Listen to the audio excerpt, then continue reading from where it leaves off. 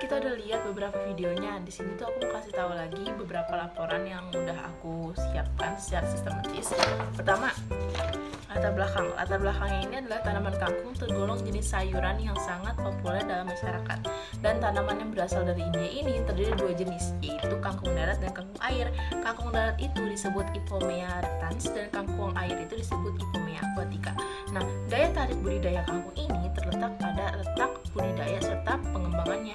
Jadi banyak banget orang yang udah budidaya kangkung ini karena itu banyak sekali manfaatnya dan sangat populer di kalangan masyarakat. Nah, selanjutnya adalah tujuan aku membuat video ini adalah untuk mengetahui apakah air beras dan air biasa itu mempengaruhi atau adakah perbedaannya kalau kita menyiram air beras dan air biasa ke tumbuhan. Apakah air beras itu lebih cepat atau lebih lama, atau justru air biasa yang lebih cepat? Pada dasar teori pertumbuhan, pertama, pertumbuhan itu merupakan proses pertambahan volume dan jumlah sel yang mengakibatkan bertambahnya besarnya organisme. Nah, pertambahan jumlah sel ini terjadi karena ada pembelahan mitosis yang bersifat irreversible atau tidak dapat kembali ke bentuk semula. Nah, pertumbuhan dan perkembangan merupakan hasil interaksi antara faktor-faktor yang terdapat dalam tubuh organisme seperti genetika yang ada dalam gen dan hormon yang merangsang pertumbuhan. Sedangkan perkembangan itu adalah suatu proses kemajuan yang terjadi secara berangsur-angsur dari komplksitas rendah ke yang tinggi, serta adanya proses diferensiasi. Perkembangan dinyatakan dalam beberapa cara, mulai dari bagian tertentu suatu tanaman sampai jumlah total perkembangan tanaman. Lalu aku akan membahas tentang keistimewaan kangkung.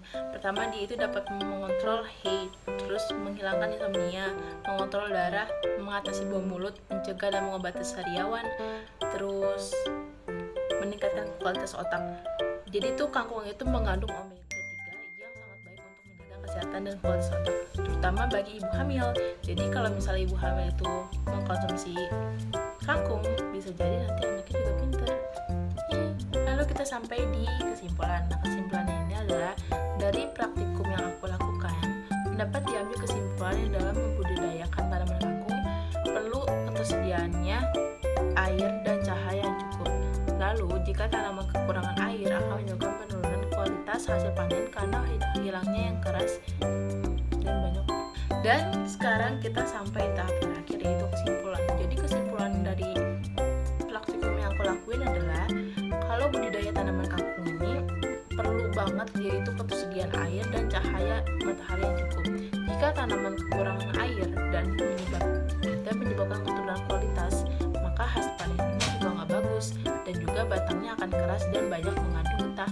Adapun dalam penggunaan pupuk kandang 1 kilo itu dalam 1 pekan menghasilkan tanaman kangkung yang lebih bagus dibandingkan dengan penggunaan pupuk kandang 0,5 kg. Dan juga penggunaan air itu kan aku bagi dua ya, jadi ada air beras dan air yang biasa. Ternyata air beras itu sangat mempengaruhi pertumbuhan kangkung, jadi pertumbuhannya itu lebih cepat.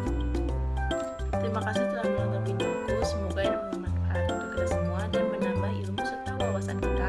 Dan jangan lupa untuk selalu menjaga kesehatan, karena di dalam kondisi seperti ini perlu sekali sebuah vitamin dan imunitas tubuh itu kita harus kuat. Dan semoga Tuhan melindungi kita semua. Amin. Thank you.